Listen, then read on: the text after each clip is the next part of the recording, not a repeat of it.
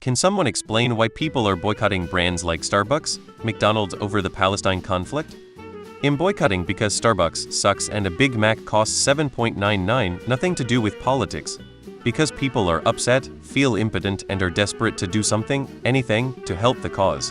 Others still are desperate to be seen to be doing something. This instinct is regardless of the real-life effect the boycott might have.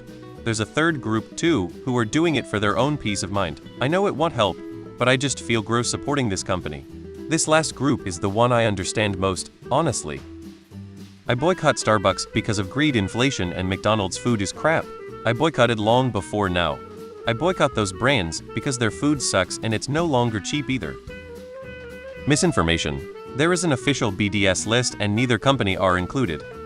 Probably the same asinine logic that resulted in an elementary school for Jewish girls in Toronto getting shot at twice in the last few months. Thankfully, the two twats responsible for the most recent shooting have been caught and charged. https://toronto.citynews.ca 202,410,182 arrested shooting Jewish girl schools toronto.citynews.ca 202,410,182 arrested shooting Jewish girl school. Virtue signaling. Howard Schultz might be the reason why Starbucks is being boycotted by many. https://fortune.com 20,210,407 Wiz Howard Schultz investment fundraising cybersecurity startup Starbucks CEO. Boycott Starbucks cause the coffee sucks balls. The real question is, why is everyone suddenly caring about mega companies funding shameful acts? I'm all for boycotting, but similar to Nestle protests, I suspect this will end in a couple of weeks sadly. It's fair to boycott over this, but it also feels like the new hotness on display. Because of the boycott, divest, and sanction movement, in other words, people who stop buying products from companies that support the Palestinian genocide.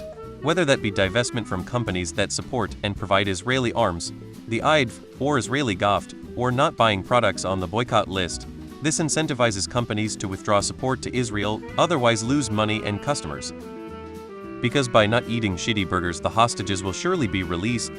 Virtue signaling. But at least those are worth dumping anyway for a healthier existence. The short answer is that the people doing the boycotting are performative and underinformed. People are idiots who let themselves be influenced by others in power and believe they are making a difference. In reality, they are making absolutely no difference, but it gives them a sense of purpose and direction.